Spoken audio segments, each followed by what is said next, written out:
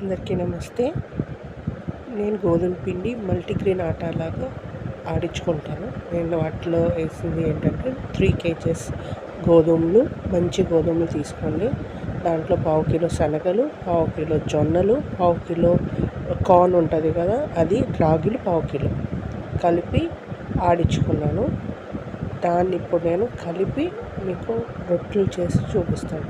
చాలా బాగుంటుంది. యాక్చువల్గా అయితే నేను ఎప్పుడు ఓన్లీ గోధుమలతో గోధుమ పిండి ఏవి కలపను, ఓన్లీ సింపుల్ గోధుమ పిండి ఆడిస్తాను.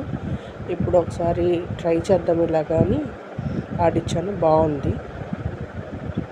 ఇది మనం వేరే వేరే అట్లు చేసుకోవచ్చు. గోధుమ పిండి అట్లు పునుకులు చేసినప్పుడు దాంట్లో మైదాకి బదులు ఇది వేసుకోవడం, లేకపోతే ఇంకా అన్నిట్లో యూజ్ చేసుకోవచ్చు.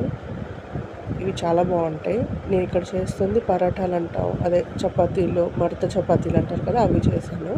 నార్మల్గా ఫుల్కాలు చేసినా కూడా చాలా బాగా ఉబ్బుతాయి. మీకు అది కూడా చేసి ఒకరోజు రెసిపీ పెడతాను. ఇక్కడ చూస్తున్నారు కదా మడత చపాతీలు.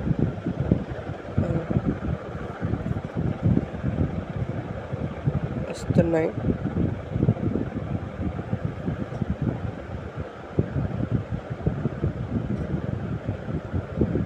మీరందరూ కూడా ఇలాగే చపాతీలు చేసుకుంటారా? గోధుమ పిండి కొంటారా లేకపోతే ఆడించుకుంటారా అన్నది నాకు కమెంట్ చేయండి. ఇలాగా మనం తీసుకొని ఆడించుకోవడానికి కొన్నదానికి చాలా డిఫరెన్స్ ఉంటుంది. నేను ఈ ఒక 3-4 months నుంచి ఆడించుకోలేదు. బయట తీసుకొచ్చే నేను ఆ పిండితో ఏదో చేస్తాను కానీ అది అస్సలు మాకు తెలియదు కావట్లా, అలవాటు అయిపోయింది. కాబట్టి పిలిచిపరి తెచ్చేవాళ్ళు అది బెటర్ అని, కానీ అది కూడా మాకు ఇది అలవాటే, అది తినలేకపోతుంది. సో దానికి కాంబినేషన్గా ఇంకా గ్రేవీ చికెన్ చేశాను. దీని రెసిపీ కూడా నేను మీకు పెడతాను. ఇది చాలా సింపుల్. ఈ చికెన్ కర్రీ ఏం లేదు. చేపల పులుసుని మనం ఎలాగా చాలామంది మీకు తెలుసో తెలుగు అన్నీ కలిపి పెట్టేస్తారు కదా పొయ్యి మీద, కలిపుడు కూరలాగా, అలాగే సేమ్ ఈ చికెన్ కూడా అంతే. అన్నీ కలిపేసి స్టవ్ మీద పెట్టేస్తే ఒక 1/2 hour అదే కుక్ అయ్యి అలా అవుతుంది.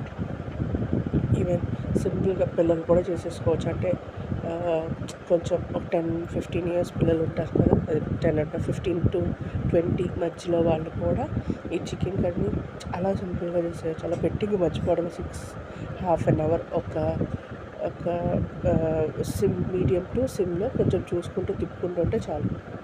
మీరు కూడా ఇలా ట్రై చేయండి. నెక్స్ట్ వీడియోలో కలుద్దాం. అంతవరకు